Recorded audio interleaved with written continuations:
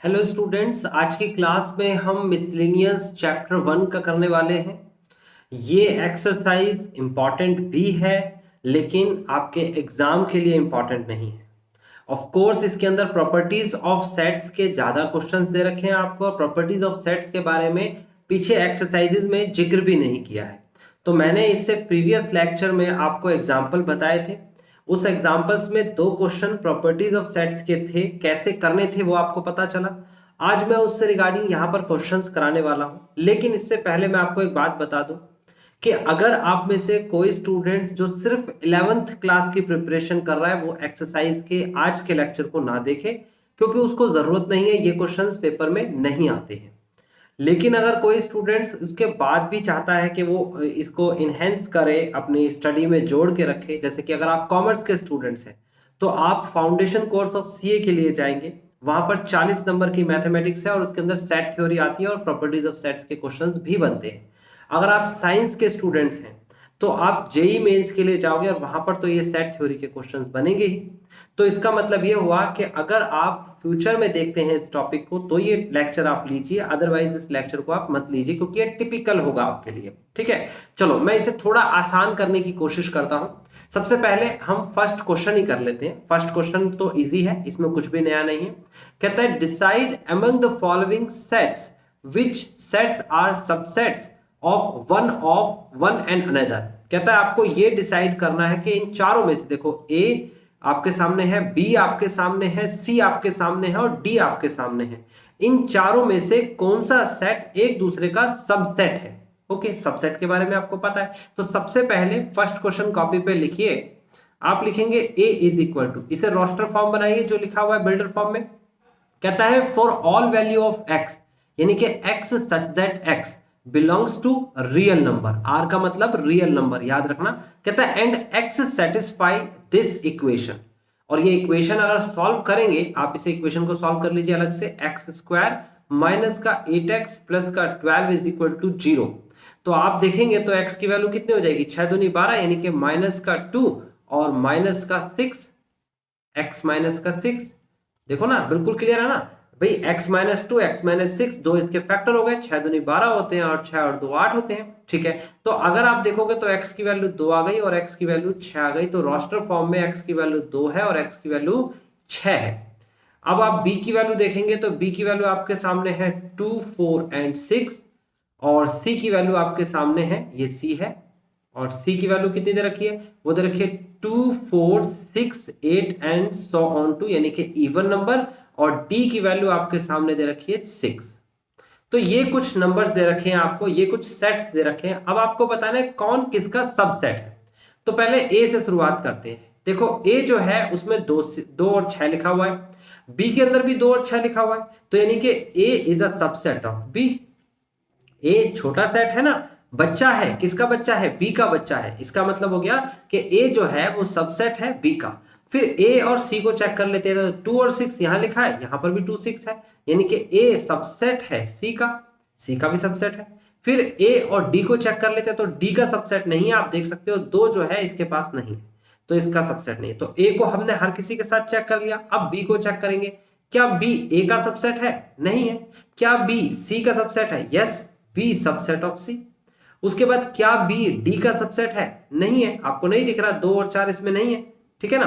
तो यानी कि बी सिर्फ सी का ही सबसेट है। ओके, उसके बाद सी की बात करेंगे, सी किसी का सबसेट नहीं है, और डी की बात करेंगे तो डी सबसेट है ए का, डी सबसेट है बी का, और डी सबसेट है सी का।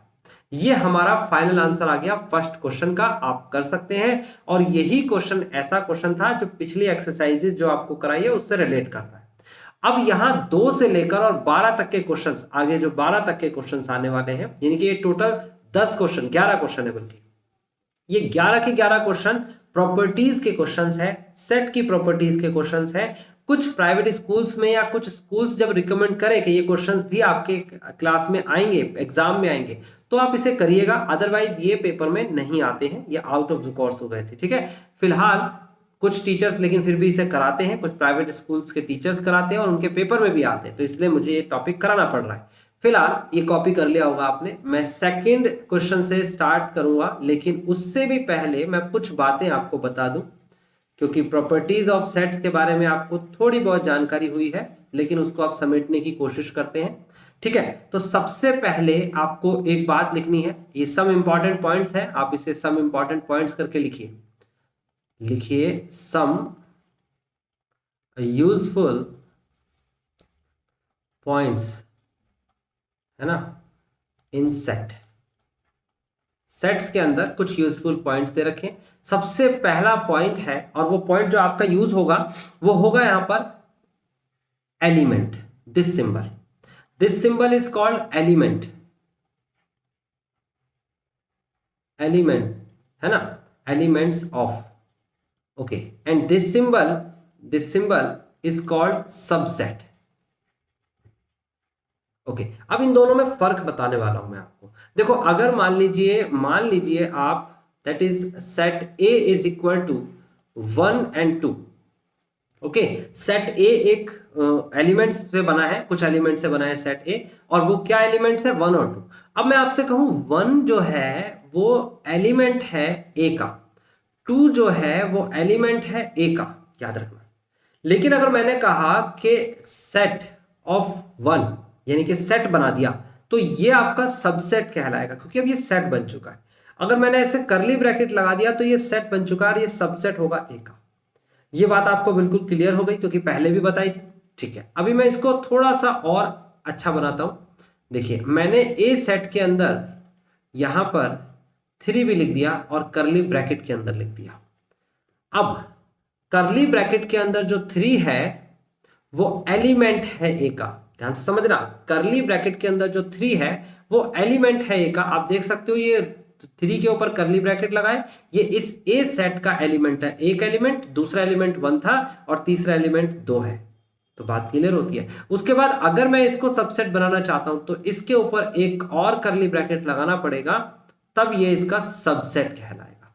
दोनों में बहुत फर्क है और बहुत क्लियरली आपको पता होना चाहिए क्या है। ठीक है, तो सबसेट और एलिमेंट के बारे में आपको पता चला। एक एक करके लिखते चले जाएंगे और मैं एक्सप्लेन कराने वाला हूं, एक एक क्वेश्चन कराने वाला हूं, तो इसलिए ढंग से देखिएगा। ठीक है ना, इस लेक्चर को। तीसरा जो टॉपिक है वो है आपके पास A union B intersection A is equal to A होता है। A union B intersection B is equal to B होता है। अब आप कहेंगे ये समझ नहीं आया। इसे डिस्ट्रीब्यूटिव लॉ कहते हैं। क्या कहते हैं? इस लॉ का नाम है डिस्ट्रीब्यूटिव लॉ ऑफ सेट, यानी कि सेट का डिस्ट्रीब्यूटिव लॉ, डिस्ट्रीब्यूशन हो जाता है। कैसे हो जाता है इसको समझने की कोशिश करते हैं। देखो, मैं पहले वाले की बात करता हूं, इसकी बात करता हूं। तो देखो, ए यूनियन बी, आप कॉपी पे लिख सकते हैं मेरे साथ साथ, ये आपको इंपॉर्टेंट पॉइंट्स तो जरूर लिखने हैं, ये काम आने वाले हैं अभी। उसके बाद A union B intersection A बराबर ए मैंने बोला है। तो चेक कैसे हम डिस्ट्रीब्यूशन करते हैं, कैसे हम चेक करेंगे। देखो, यहां पर लिखा हुआ, आप ऐसे सोच के चलिए कि ये जो है ना, ये वाला निशान, ये निशान प्लस सोच के चलिए और ये निशान मल्टीप्लाई सोच के चलिए, अपनी तरफ से एक सोच के चलिए। तो अगर ये लिखा होता है ए प्लस बी मल्टीप्लाई ए, तो आप क्या करते? आप ए की मल्टीप्लाई ए में कराते, फिर बीच में प्लस का निशान लगाते, फिर बी की मल्टीप्लाई ए में कराते कि नहीं कराते? अब आपको प्लस तो मिला नहीं है, आपको प्लस की जगह पर क्या सोचना था? आपको तो यूनियन था, तो यूनियन ही लेना था। ये देखो, यूनियन लिया। और इंटरसेक्शन की जगह पर क्या लेना था आपको? इंटरसेक्शन की जगह, मल्टीप्लाई की जगह पर आपको इंटरसेक्शन लेना था। तो जरा सोचिए, मल्टीप्लाई की जगह इंटरसेक्शन, ये दोनों की जगह इंटरसेक्शन, और प्लस की जगह क्या आया? यूनियन। तो देखो, मैं यहां पर लिखने वाला हूं प्लस की जगह तो लिखने वाला हूं यूनियन, और इसकी जगह पर मल्टीप्लाई की जगह पर लिखने वाला हूं मैं क्या? इंटरसेक्शन। यानी यहां पर भी इंटरसेक्शन और यहां पर भी इंटरसेक्शन। तो क्या समझ में आया आपको? डिस्ट्रीब्यूटिव लॉ कैसे काम करता है? बिल्कुल वैसे ही काम करता है जैसे कि मल्टीप्लिकेशन, अलजेब्रा की हम मल्टीप्लिकेशन कराते हैं, बिल्कुल वैसे ही काम करता है। तो कोई कंफ्यूजन नहीं होनी चाहिए, सिंपल है। ए पहले इसके साथ ए इंटरसेक्शन ए, फिर बी यूनियन के बाद बी इंटरसेक्शन ए। ठीक है ना? आपको मैंने तरीका बता दिया, इस तरीके को फॉलो करना। तो ये डिस्ट्रीब्यूटिव करना आपको आ गया। ठीक है, अब इसे जरा चेक करते हैं क्या बना। ए और ए का इंटरसेक्शन तो ए ही होता है। किसी भी सेट का इंटरसेक्शन उसी सेट के साथ निकालेंगे तो वही सेट आ जाएगा। आप चेक करके देख लीजिए। ए एक सेट है, 1 2 उसमें एलिमेंट्स है, और ए फिर दोबारा से लिख लो 1 2, और मैं कहूं ए का इंटरसेक्शन ए के साथ कराएंगे तो आप ऑब्वियस सी बात है 1 और 2 ही आने वाला है, तो इसका मतलब ए ही आएगा। अच्छा, बी इंटरसेक्शन ए कितना होगा, बी इंटरसेक्शन ए, तो इसको भी समझना होगा बी इंटरसेक्शन ए कितना होगा। फिलहाल इसको हम ऐसे लिखते हैं, बी इंटरसेक्शन ए लिखूं या ए इंटरसेक्शन बी लिखूं, बात देखिए। अब ध्यान से समझिएगा, मैं कह रहा हूं आपसे कि A intersection A union B intersection A. अब देखो, आपको पहले तो इंटरसेक्शन की कहानी पता होनी चाहिए, इंटरसेक्शन कौन होता है। तो मैं यहां पर आपको लिख के दिखाता हूं। आपको सबसेट के बारे में पता चला, सबसेट, तो आपको मैं बता देता हूं, intersection is a subset of any set. क्या बोला मैंने, चलो चेक करते हैं। ये मैंने कहा ए एक सेट है, इसके अंदर लिखा है 1 बी एक अनदर सेट है, इसके अंदर लिखा है 1 2 3। मैंने कहा इन दोनों का इंटरसेक्शन निकाल लेते हैं और वो है 1 और 2। अब देखो, आप गौर से देखना, जो ए इंटरसेक्शन बी है वो सबसेट है। A intersection B is a subset of A, A intersection B is a subset of B. आपको मेरी बात पे यकीन नहीं हो रहा तो मैं बताया था, ए इंटरसेक्शन बी की वैल्यू यहां लिखिए 1 2, और ए की वैल्यू को आप यहां लिखिए 1 2, और बीच में निशान लगाइए सबसेट। तो क्या कोई सेट अपने आप का सबसेट होता है? यस ऑफ कोर्स होता है। अगर मैं कहता हूं ए इंटरसेक्शन बी की वैल्यू लिखिए 1 2, और दूसरा सेट बी लिखिए यहां पर क्या 1 2 3, तो क्या ये इसका सबसेट है? यस ऑफ कोर्स सबसेट है। तो ये वाली संख्या कहां से आई? ये संख्या आई ए इंटरसेक्शन बी। तो मैं इसकी जगह लिख देता हूं A intersection B, A intersection B. और ये कहां से आया भाई? ये आया था ए। तो A intersection B is a subset of A. ऐसे ही A intersection B is a subset of B. तो क्या समझ में आया कि कभी भी इंटरसेक्शन की बात करेंगे तो इंटरसेक्शन उन दोनों सेट से या 3 सेट से मिलकर बनता है ना, तो वो सबसेट होगा उस कंप्लीट सेट का। ओके, तो यहां पर देखिए, यहां पर मैं समझा रहा हूं, ये है बी इंटरसेक्शन है और ये है ए। तो आपको पता लगा कि ये संख्या जो है सबसेट है, यानी कि B intersection A is a subset of A. So B intersection A union A is equal to ए।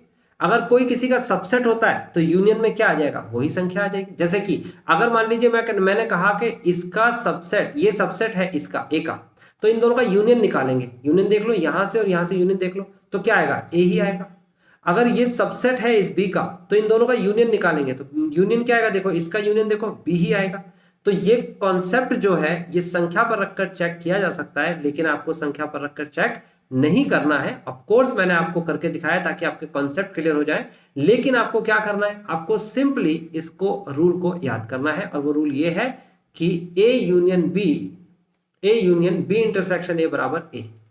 तो मैंने आपको अभी अभी ये डेरिव करके दिखाया कि अगर कोई भी दो सेट दे रखे हो, कोई भी दो सेट, और अगर उन दो सेट का यूनियन दे रखा है, बाहर इंटरसेक्शन में ए दे रखा है, या तो ए दे रखा है तो आंसर ए आएगा, और अगर बी दे रखा है, ये देखो, अगर अंदर ए दे रखा है बाहर भी ए है तो आंसर ए आएगा, अंदर बी है बाहर भी बी है तो आंसर बी आएगा। ये बिल्कुल क्लियर है, कोई सी भी संख्या पर रख के इसे चेक किया जा सकता है।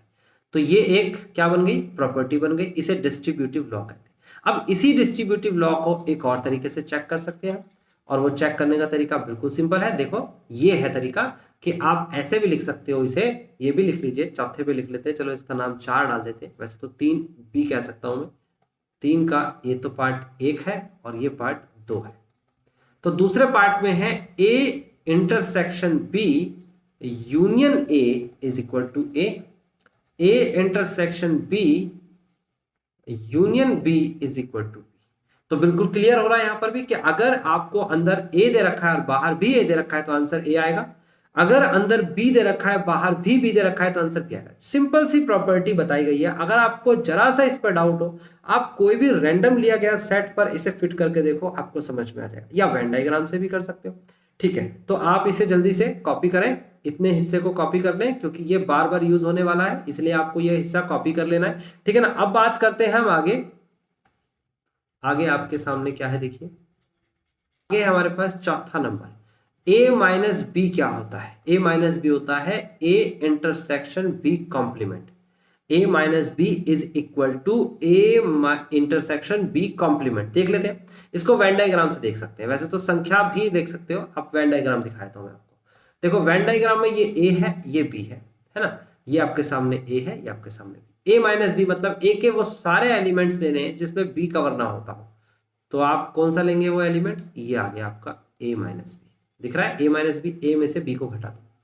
और अगर मैं इसकी बात करता हूं, तो इसकी बात करता हूं तो कैसे होगा, ये देखो इसकी बात हो रही है यहाँ पर। आप सबसे पहले लेंगे एक वेन डायग्राम बनाएंगे, तो रेक्टेंगल a लिख लिया, b लिख लिया। अब आपके सामने ये a है, ये b। अब b का कॉम्प्लीमेंट निकालना है। b का कॉम्प्लीमेंट क्या होता है, देखो मैं रेड से शेड कर रहा हूं b का कॉम्प्लीमेंट। b को छोड़कर बाकी सारा b का कॉम्प्लीमेंट होता है, बहुत सिंपल है, कोई परेशानी नहीं होनी चाहिए। b को छोड़कर जितना भी बचा वो सब b का कॉम्प्लीमेंट है, ठीक है। फिर कहता है a, तो a क्या होता है भाई, a आपके सामने बिल्कुल क्लियर दिख रहा है, ये a है पूरा का पूरा। अब कहता है दोनों का इंटरसेक्शन कॉमन, तो देखो a में और b के कॉम्प्लीमेंट में क्या कॉमन दिख रहा है, दिख रहा है कि नहीं दिख रहा, ये मैंने जो शेड किया है ये a में भी है और b का कॉम्प्लीमेंट भी है, दोनों में इंटरसेक्शन। तो देखो क्या दोनों सेम दिख रहे हैं कि नहीं दिख रहे। तो ये रूल, ये प्रॉपर्टी वेन डायग्राम से भी देख सकते हो और संख्या रख के भी देख सकते हो। आपको अगर नहीं समझ में आ रहा है तो कोई भी संख्या अपनी मर्जी से रैंडमली लीजिए और उसे रख के चेक करिए, ये कंडीशन सेटिस्फाई होगी। तो बात समझ में आ गई आपको कैसे करना है। अच्छा, एक और चीज मैं बताया था आगे, जो रूल है वो ये है, अगर मैं कहता हूं if x is belongs to a then x is also belongs to b। अगर x कोई एलिमेंट है, x इज एन एलिमेंट, कोई भी एलिमेंट अगर ए सेट के अंदर होता है, ए एक सेट है, जैसे कि ए एक सेट है, उसके अंदर एक एलिमेंट है एक्स, और भी बहुत सारे एलिमेंट्स हो सकते हैं, एक्स डिनोट किया कोई भी एलिमेंट। तो अगर मैंने कहा एक्स एलिमेंट ए का है और एक्स अगर बी का भी एलिमेंट कहलाता है, then so A is a subset of B, तो ए सबसेट ऑफ बी कहलाएगा।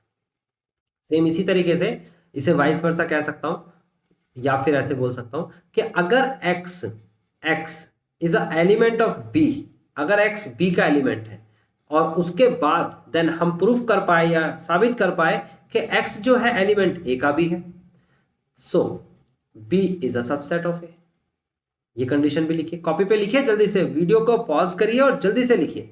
छठे नंबर पे आ गए हम। छठा नंबर ये है कि इफ हमें कहता है A is equal to B, then हमें a सबसेट ऑफ b भी निकालना होगा और b सबसेट ऑफ a भी निकालना होगा। अगर हम ये करने में कामयाब हो गए, अगर हमने a सबसेट ऑफ b और b सबसेट ऑफ a निकाल लिया, तो इसका मतलब क्या हो गया, इसका मतलब हो गया कि a बराबर b के हो जाएगा। अच्छा, ये सबसेट कब होता है, ये देखिए, जब कोई एलिमेंट किसी पार्टिकुलर सेट में होता है जो सबसेट बनेगा आगे जाके, और वही एलिमेंट दूसरे सेट में भी मिल जाए, यानी कि मेन सेट में, तो वो सबसेट कहलाता है दूसरे सेट का। ये भी कॉपी कर लीजिए, इतनी प्रॉपर्टीज भी बिल्कुल क्लियर है। तो अब हम अपने क्वेश्चन पे आ गए हैं। अब देखिए क्वेश्चन नंबर सेकंड की बात कर रहे हैं हम। अब क्वेश्चन नंबर सेकंड में क्या करना है वो ध्यान से देखिएगा, बहुत अच्छे से देखिएगा। कहता है in each of the following determine whether the statement is true और फॉल्स। कहता है इन सभी स्टेटमेंट में कौन सी ट्रू है कौन सी फॉल्स है डिटरमाइन करो, ठीक है। पहला क्वेश्चन, पहला पार्ट कहता है x बिलोंग्स टू a, मतलब कि a एक सेट है और उसके अंदर एक एलिमेंट है x, और भी बहुत सारे हो सकते हैं, हमने x तो लिखना ही है। फिर कहता है a is belongs to b, यानी कि b एक सेट है और उसके अंदर a है। a बिलोंग्स टू का मतलब a जो है वो जो यहां पर सेट है, यहां पर कौन है, सेट, यहां जाते जाते जाते जाते बन गया एलिमेंट, वो b का एलिमेंट है। ए जो यहां पर सेट था वो बी का क्या बन गया, एलिमेंट बन गया, यानी कि बी के अंदर एक सेट बना दिया ऐसे, ये जो पूरी की पूरी संख्या है बी के अंदर आ गई, ठीक है, ये मैंने बी बना दिया। अब कहता है तो बताइए, ये तो दोनों कंडीशन है, देन क्या ऐसा हो सकता है कि एक्स जो है वो एलिमेंट हो बी का। अब ये पूछ रहा है एक्स एलिमेंट ऑफ बी, तो आप गौर से देखेंगे कि एलिमेंट ऑफ बी क्या है, बी ये रहा, और उसके अंदर क्या लिखा हुआ है, उसके अंदर करली ब्रैकेट ऑफ एक्स लिखा हुआ है, और ये एलिमेंट बी का है, यस। तो ये तो नहीं हो सकता, नो। तो इसका मतलब ये हुआ कि फर्स्ट स्टेटमेंट इज फॉल्स। बात समझ में आई आपको? अभी अभी मैंने बताया कि एलिमेंट अलग चीज होती है, सबसेट अलग चीज होती है।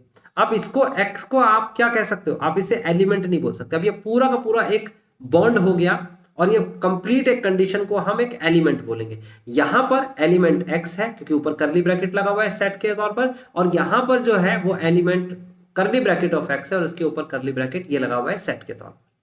ठीक है, तो पहला केस आपको समझ में आया। अब दूसरे केस के पास चलते हैं, एक एक करके समझते जाना, समझना बहुत इंपॉर्टेंट है। इतनी आसानी से सब कुछ मैं नहीं समझा पाऊंगा जब तक आप अपनी अप्रोच नहीं दिखाएंगे समझने की।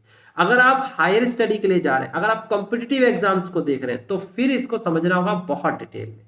अगर आपके स्कूल में इसका होमवर्क दिया या आपके पेपर में आ सकता है, फिर आपको ये समझना होगा बहुत ही अच्छे से, डीपली, डिटेल में, और वही मैं कोशिश कर रहा हूं। अगर आपके कोर्स में ही नहीं है और आप यहां बैठे हैं कि चलो थोड़ा एहसान कर दें, तो वो करने की जरूरत नहीं है, इस लेक्चर को छोड़ दीजिए। क्योंकि जब आपके कोर्स में ही नहीं है और आगे आपको करने की कोशिश ही नहीं करनी है, तो फिर आप इस लेक्चर को देखकर सर दर्द कर लेंगे, इतना सारा जो सेट पड़ा है वो सब भूल जाएंगे। इसके बाद जो लेक्चर आएगा, इसी एक्सरसाइज के बाकी के क्वेश्चंस होंगे जो कंपलसरी पेपर में आते हैं हर किसी कोर्स में, तो इसलिए वो आपको कर लेना, आसानी से समझ में भी आएंगे। ये मत करिएगा, ये करना है तो आपको सेट को अच्छे से सीखना है। जिसने अच्छे से सेट नहीं सीखा है, इसी वीडियो के प्लेलिस्ट पे जाइए या फिर इस चैनल के प्लेलिस्ट पे ना जाकर डिस्क्रिप्शन पे चले जाइए, वहां प्लेलिस्ट से एक एक करके सारे लेक्चर्स देखिए, तभी आपको चीजें समझ में आएगी। ठीक है, अभी फिलहाल नेक्स्ट क्वेश्चन के पास चल रहा हूं। नेक्स्ट क्वेश्चन क्या कहता है, फिर से स्टार्ट करते हैं, अपने नेक्स्ट क्वेश्चन के पास चल रहे हैं। तो नेक्स्ट क्वेश्चन में कहा गया है, यह है question number second, A is a subset of B. A is a subset of B, तो यानी कि ए एक ऐसी संख्या लेनी है जिसके एलिमेंट्स जो है वो सारे के सारे बी में मिले। तो मैं लेट कर लेता हूं और ए को जो है वो मैं लिख लेता हूं, यहां पर ए को लिखता हूं 1 और 2। अपनी मर्जी से कोई भी एलिमेंट लिखना था तो मैंने यहां पर लिख लिया 1 2। और बी जो है वो एक दूसरा सेट लिखूंगा और वो लिखूंगा 1 2 और 3।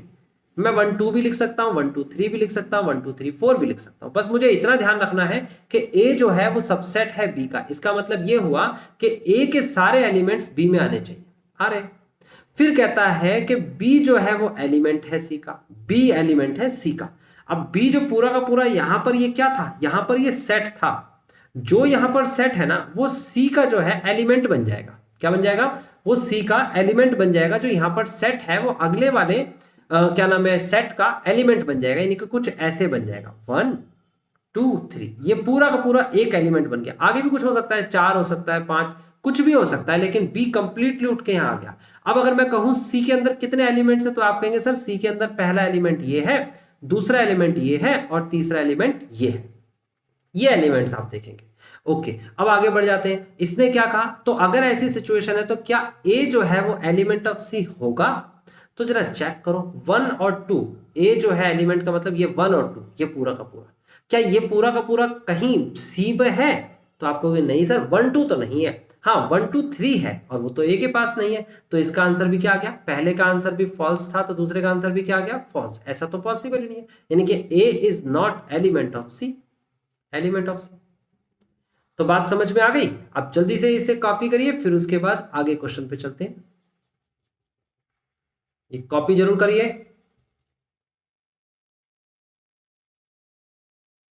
अब आ गए हैं हम क्वेश्चन नंबर 3 के पास। क्वेश्चन नंबर 3 में कहता है if A is a subset of B, B is a subset of C, then A is subset of C. Check करते हैं, देखो 3rd क्वेश्चन लिखा हुआ है, कॉपी पे मेरे साथ लिखिए। कहता है ए सबसेट ऑफ बी का है, okay, and B subset of C का है। देन आपको यह बताना है क्या ऐसा हमेशा होता है कि ए सबसेट ऑफ सी के होगा। हमेशा चेक करना है, हमेशा। एक भी कंडीशन ने अगर इसे गलत कर दिया तो कंडीशन गलत है। ये कंडीशन हमेशा को रिप्रेजेंट करनी चाहिए, हमेशा ऐसे ही होना चाहिए, ऑलवेज। तो फिलहाल मैं लेट कर लेता हूं, एक कोई भी सेट अपनी मर्जी से ले लीजिए 1 2, बी दूसरा सेट ले लीजिए जो इसका सबसेट हो। तो इसका मतलब आपने लिखा 1 2 3। भाई ए के तो सारे एलिमेंट होने चाहिए ना, ये कंडीशन तो सेटिस्फाई होनी चाहिए। फिर सी एक ऐसा एलिमेंट लिखिए, ऐसा सेट बनाइए जिसके अंदर एलिमेंट्स हो, बी के सारे एलिमेंट्स हो। 1 2 3 4 5 लिख लिया। चलो अब मेरे को कंडीशन चेक करनी है। देखो पहली condition, A is a subset of B, yes sir, दोनों के दोनों एलिमेंट्स बी में है। फिर कहता है B is a subset of C, yes sir, B के तीनों एलिमेंट्स सी में है। तो अगर ऐसी सिचुएशन है तो ऑलवेज ऐसा होगा कि ए के सारे एलिमेंट्स तो सी में होंगे। भाई क्यों नहीं होंगे? जब ए के सारे एलिमेंट्स बी में हैं और बी के सारे एलिमेंट्स सी में हैं तो ए के सारे एलिमेंट्स सी में जरूर होंगे, यानी कि ये कंडीशन ऑलवेज ट्रू है। तो थर्ड कंडीशन इज ट्रू, यानी कि सही। अब बात करते हैं अगले क्वेश्चन की। अगला क्वेश्चन नंबर 4 ले लीजिए। कहता है इसका उल्टा बोल दिया इनने, A is not subset of B and B is not subset of C. तो क्या हमेशा ऐसी कंडीशन आती है कि A is not subset of C? तो देखो इसमें क्या करिए, आप नॉट की तरफ जाने की कोशिश करिए, ऐसी कंडीशन बनाइए जो इसे गलत साबित कर दे। अगर गलत साबित करने वाली एक भी कंडीशन मिल जाए तो ये फॉल्स हो जाएगा, और एक भी कंडीशन नहीं मिलती तो ये ट्रू हो जाएगा। तो आप कोशिश कैसे करेंगे, थोड़ा दिमाग लगाएंगे आप अपनी मर्जी से ए लिख लीजिए और ऐसा लिखिए जैसे कि मैंने लिखा 1 और 2, ये मैंने ए लिख दिया। ए जो है वो सबसेट ऑफ बी नहीं है। फिर उसके बाद बी लिखिए, बी के लिए क्या लिखेंगे, वो लिख दीजिए आप 3 और 4, 2 और 4। मैंने 2 और 4 लिख दिया, 3 4 नहीं लिखा, 2 4। तो 2 4 लिखने का मतलब क्या हो गया कि ए जो है वो सबसेट नहीं है बी का। अब बी जो है वो सबसेट नहीं होना चाहिए सी का, सी का सबसेट नहीं होना चाहिए। तो अगर मैंने यहां पर 1 2 और 3 लिख लिया तो देखो यहां पर चेक करते हैं जरा क्या कंडीशन सेटिस्फाइड है। देखो A is not subset of B, सारे एलिमेंट्स ए के बी में नहीं मिल रहे, देखो एक नहीं है तो नहीं मिल रहे, नॉट सबसेट। फिर उसके बाद सारे एलिमेंट ऑफ बी के जो है वो सी में नहीं मिल रहे, तो देखो आपका 4 यहां पर नहीं है। लेकिन सारे एलिमेंट्स ए के वो सी में मिल भी सकते हैं, और ऐसा भी हो सकता है कि अगर आप सी को लिख लें 1 और 3 तो नहीं भी मिल सकते, यानी 2 केसेस बन गए। ये हो भी सकता है और नहीं भी हो सकता। इसने कहा है A is not subset of सी, और ये कंडीशन ऑलवेज को रिप्रेजेंट करती है, यानी कि ऑलवेज ऐसा होगा। तो हम कहेंगे नहीं सर ये ऑलवेज तो नहीं हो सकता, इसका मतलब ये कंडीशन क्या हो गई, फॉल्स हो गई। तो बात समझ में आ गई है आपको? इसे जल्दी से कॉपी करें ताकि हम अगले क्वेश्चन 5वें और 6ठे को कर पाए। अब क्वेश्चन नंबर 5 क्या कहता है आपसे, मैं यहां लिखूंगा 5वां क्वेश्चन। कहता है x जो है वो बिलोंग करता है, x belongs to a, okay, and a is not subset of b। x belongs to a यानी कि x जो है वो एलिमेंट है a का, लेकिन a जो है वो सबसेट नहीं है b का। और कहता है x, तो क्या ऐसी सिचुएशन हो सकती है कि x जो है वो हमेशा एलिमेंट ऑफ b कहलाए? चेक करते हैं। जैसे कि मैंने कहा कि x कोई संख्या है a के अंदर, जैसे कि मैंने लिख दिया a का सेट 1 और 2। अब कहता है a not subset of b, तो यानी कि इसका मतलब क्या, b के अंदर 1 2 को, या तो ऐसा हो सकता है कि 1 3 है ना, या फिर आपका हो सकता है b जो है वो है आपके पास 2 और 3, और या फिर आपका b जो हो सकता है वो हो सकता है 3 और 4। देखो कितने सारे केसेस हो सकते हैं, और भी बहुत सारे केसेस होंगे। मैं पहले 1 2 3 सारे केसेस लेके चल रहा हूं। मैंने कहा इस केसेस में देखा तो मैंने कहा इसमें कि एक x की जगह 1 ले लेते हैं, एक जो है एलिमेंट ऑफ a है, यस कंडीशन ट्रू। फिर मैंने कहा a is not subset of b है, यस कंडीशन इज ट्रू। देखो इसके सारे एलिमेंट्स इसमें नहीं आ रहे, 2 नहीं आ रहा है इसमें। फिर पहले को केस को लेके चल रहा हूं। फिर उसके बाद मैंने कहा कि एक जो x की जगह 1 लिया है, क्या एक subset of element of B है? आप कहेंगे हाँ सर यहां पर तो मेरे को दिख रहा है, ऐसा है, ओके। नेक्स्ट कंडीशन देखते हैं। नेक्स्ट कंडीशन मैंने कहा कि अब की बार मैंने लिया है 2, 2 जो है वो एलिमेंट है किसका, a का। और फिर मैंने कहा a is not subset of b, सारी कंडीशन ट्रू हो रहा है। देखो 2 इसका एलिमेंट भी है और ये इसका सबसेट नहीं भी है। अब 2 क्या एलिमेंट है b का? आप कहेंगे no sir, sometimes yes sometimes no, और इसने कहा है ऑलवेज यस ऑलवेज, और मैंने कहा था ऑलवेज कंडीशन। ये कहता है इफ x इज x, मतलब कि बेटा x जब भी बोल दे तो एक वेरिएबल है, x represent the whole constant. आपका x मतलब 1 भी हो सकता है, x मतलब 2 भी हो सकता है, x मतलब कुछ और भी हो सकता है। तो x बोलने का मतलब कि स्पेसिफिक नहीं किया, कुछ भी हो सकता है। कुछ भी मतलब सारी कंडीशन के लिए एप्लीकेबल होना चाहिए। तो ये कह रहा है for any set, for any element. तो यहां पर कहता है x is belongs to a, यानी कि x is an element of a and a is not subset of b। तो क्या x ऑलवेज सब एलिमेंट ऑफ बी होगा? तो हम कहेंगे नहीं सर, समटाइम्स तो होगा, समटाइम्स नहीं होगा। तो हम इस कंडीशन को 5वीं को क्या रिजल्ट देंगे? फॉल्स देंगे। ओके, तो जल्दी से कॉपी करें इसे, फिर उसके बाद अगले पर चलो यही करा देते हैं। अगला क्वेश्चन नंबर है 6, कहता है A is a subset of B, is a subset of B. फिर कहता है X is the element of B, A subset है और एक्स एलिमेंट है। उसके बाद कहता है तो क्या ऐसा हमेशा होगा कि x is not element of A? ऐसा हमेशा चेक करते हैं। तो सबसे पहले हम क्या करेंगे, सबसे पहले हम एक सेट बना लेंगे ए, और ए एक सेट बनाएंगे और उसके अंदर 1 और 2 लिख देंगे, और बी एक दूसरा सेट बनाएंगे और इसने कहा है ये सबसेट है, तो 1 और 2 तो आएगा ही, और 3 4 भी आ सकता है, नहीं भी। अब इसने कहा x is the element of B, x is the element of B, तो b का एलिमेंट होगा, तो b का एलिमेंट मतलब ये हो गया कि x जो है वो x की जगह पर 1 लिख लेते हैं, x की जगह पर 1 लिख लेते हैं, यानी कि 1 is the element of b, 1 is the element of b। उसके बाद आपसे कहता है कि 1 जो है वो किसका एलिमेंट नहीं होना चाहिए, x 1 जो है वो एलिमेंट नहीं होना चाहिए किसका, is not element of a, है ना, तो ये तो एलिमेंट है। फिर ये कहता है कि 2 जो है वो एलिमेंट है बी का, यस बी का एलिमेंट है, तो कहता है 2 जो है एलिमेंट नहीं होना चाहिए ए का, ये तो है। फिर कहता है 3 जो है एलिमेंट है बी का, बट 3 जो है वो एलिमेंट नहीं है किसका, ए का।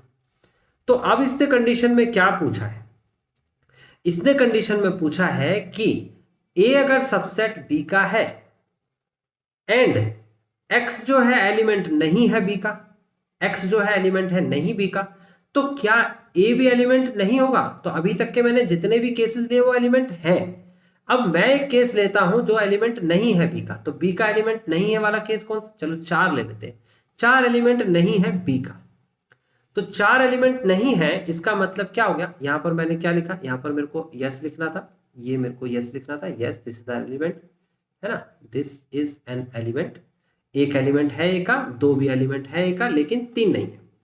अब मैंने कहा 4 जो है बी का एलिमेंट नहीं है, अगर बी का एलिमेंट नहीं है तो क्या ए का एलिमेंट होगा, नहीं होगा।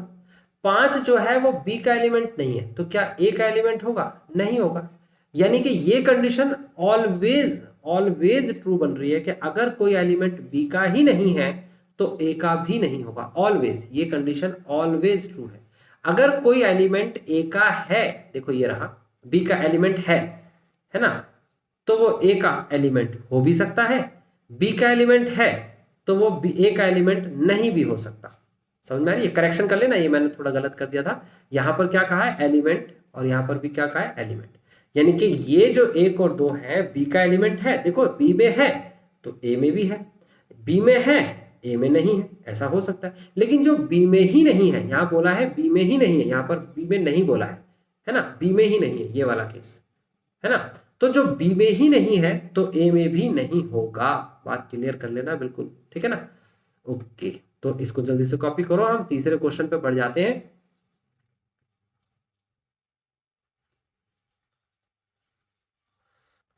अब देखो तीसरा क्वेश्चन बहुत ही इंपॉर्टेंट और अच्छा क्वेश्चन है। तीसरे क्वेश्चन को मैं कैसे करूंगा, ध्यान से समझना। कहता है ए बी सी, यहां देखेंगे आप, ये देखिए ये है आपके सामने तीसरा क्वेश्चन, ये वाला। तो इसमें देखेंगे आप तो यहां पर क्या दे रखा है, यहां दे रखा है A B C be the set such that, इस तरीके का सेट है कि A union B is equal to A union C. तीसरा क्वेश्चन है, मैं यहां लिख रहा हूं A union B is equal to A union C, okay, and A intersection B is equal to A intersection C, B C के intersection के बराबर, ठीक है। पहले मैं यूनियन लिख लेता हूं। कहता है शो करके दिखाओ बी इक्वल टू सी। अब देखो मैं क्या करने वाला, मैं यहां पर लेफ्ट साइड में और राइट साइड में एक काम करने वाला हूं, और वो ये है A union B intersection C, C नहीं बी लेना है तो बी लिखते हैं, पहले लेफ्ट ले लेते हैं फिर राइट, इंटरसेक्शन बी, यहां पर भी A union C intersection B, ये बात ध्यान से समझ। अब डिस्ट्रीब्यूटिव लॉ लग जाएगा दोनों तरफ। आप लेफ्ट साइड में तो डायरेक्ट भी निकाल सकते हो, मैंने बताया था अगर A union B intersection B, यानी कि ये वाला बी इस वाले बी के पास है, बिल्कुल सेम दिख रहा है कोई भी, तो ये आंसर बी आ जाता है, ये डायरेक्ट लिख सकते हो। ठीक है ना। उसके बाद इज इक्वल टू आपको कहता है A union C intersection B, A union C intersection B, तो इसे लिखेंगे ए इंटरसेक्शन बी, ध्यान से समझना, फिर यूनियन का निशान लगेगा, फिर सी इंटरसेक्शन बी। बहुत क्लियर होना चाहिए, ये फर्स्ट इक्वेशन करके छोड़ दीजिए, बहुत सिंपल है। अब उसके बाद इस क्वेश्चन को दोबारा लिखिए, ये मैं दोबारा लिख रहा हूं, लिखा है A union B is equal to A union C. अब की बार आपको बी बराबर सी के करना था, तो आप लिखिए A union B intersection C is equal to A union C intersection C. और वही सेम कंडीशन, वही सेम कॉन्सेप्ट कि ए यूनियन सी इंटरसेक्शन सी, देखो यहां पर भी सी है और यहां पर भी सी है। अभी मैंने बताया था कि हमेशा ऐसी सिचुएशन आए ए यूनियन सी इंटरसेक्शन सी या फिर ए इंटरसेक्शन सी यूनियन सी, तो देखो दोनों पे सी है तो आंसर इसका सी आएगा। अगर आपको नहीं समझ में आ रहा है तो मैं आपको बता दूं, या तो वेन डायग्राम से चेक कर लो या कोई भी संख्या अपनी मर्जी से रखो। चलो चेक कर लेते हैं। आप ए को लेट कर लीजिए, एक कोई भी नंबर 1 और 2 लिख लीजिए, और बी कोई भी अपनी मर्जी से नंबर लिख लीजिए। लो मैंने 2 और 3 4 लिख लिया, कुछ भी लिख लो अपनी मर्जी से, कुछ भी 100 200 500 1000 कुछ भी मन करे। आप लिखेंगे ए यूनियन बी लिखेंगे, तो ए का और बी का यूनियन निकालेंगे, तो लिखेंगे 1 2 और उसके बाद 3 4। अब उसके बाद लिखेंगे A union C, not B, it is a C, मैं सी को सी ही लिख दूं, ज्यादा अच्छा है ना, ये सी है, ओके। तो A union C intersection C, A union C मतलब ये और सी मतलब ये, दोनों में कॉमन क्या दिख रहा है आपको, देखो दोनों में कॉमन, तो देखो 2 3 4 यहां भी है, 2 3 4 यहां भी है, तो आ जाएगा 2 3 4, इसका मतलब हो गया ये तो सी के बराबर है।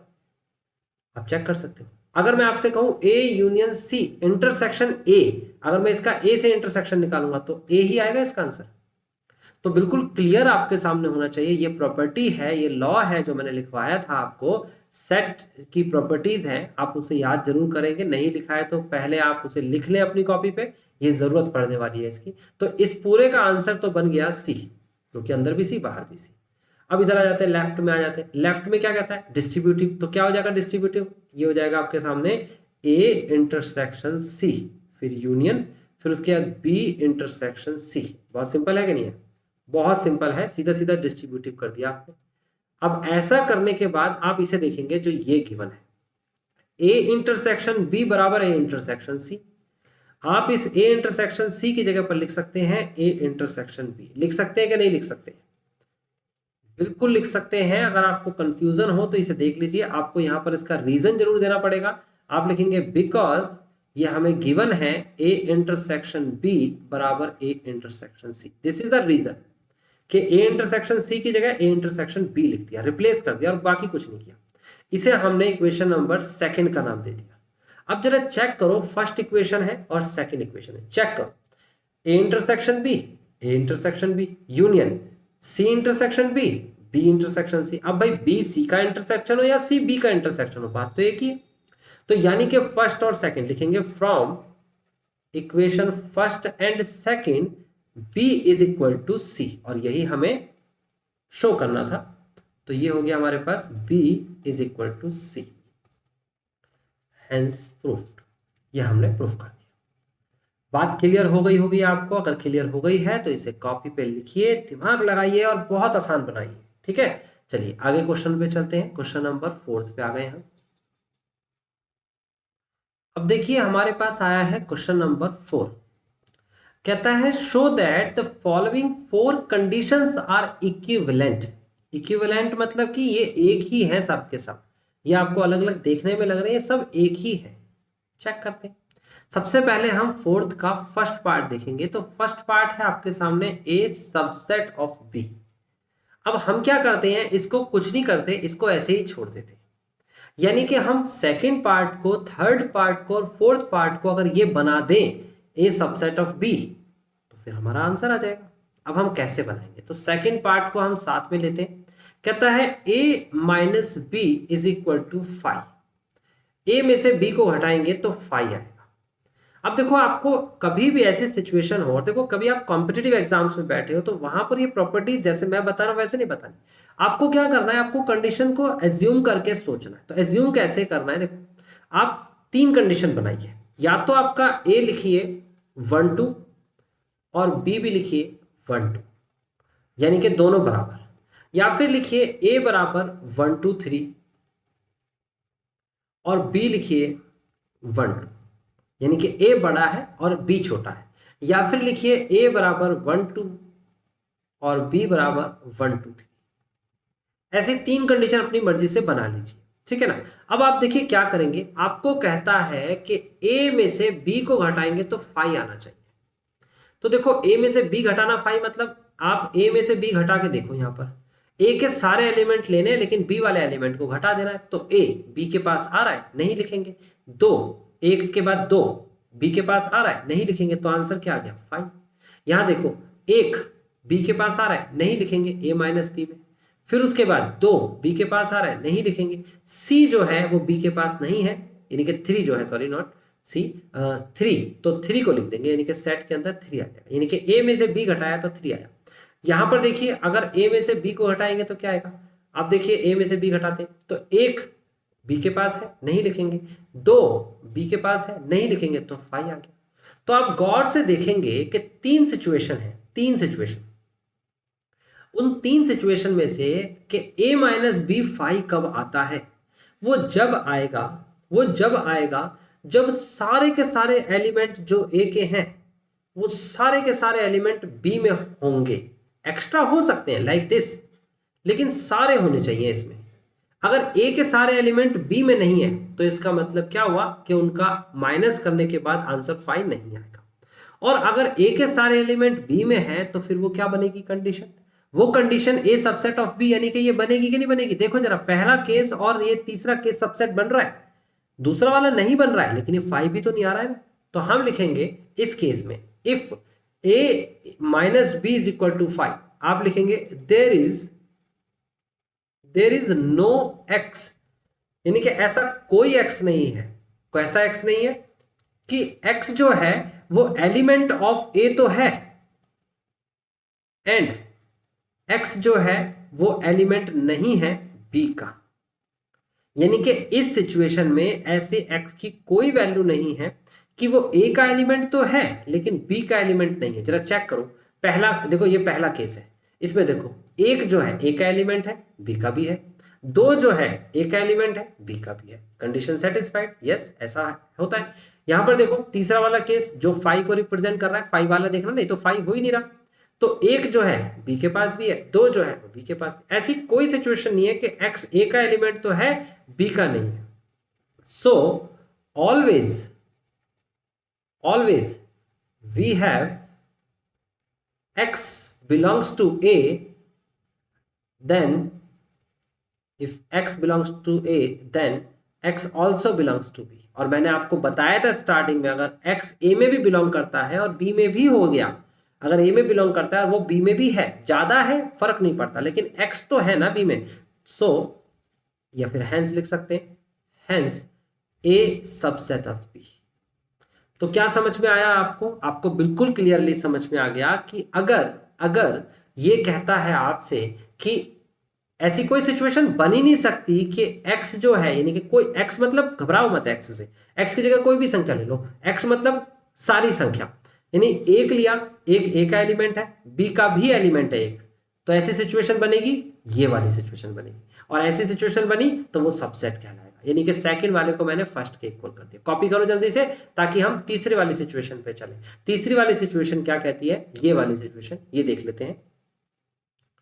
देखिए तीसरी वाले को हम यही देख लेंगे। थर्ड इक्वेशन में कहता है, थर्ड सिचुएशन में कहता है A union B is equal to B. ये क्वेश्चन में दे रखा है, ओके। अब आप क्या करिए, आप लेट करिए, लेट करिए कि x जो है इज बिलोंग्स टू a। आप लिखिए कि a एक ऐसा सेट है जिसमें x है, ओके।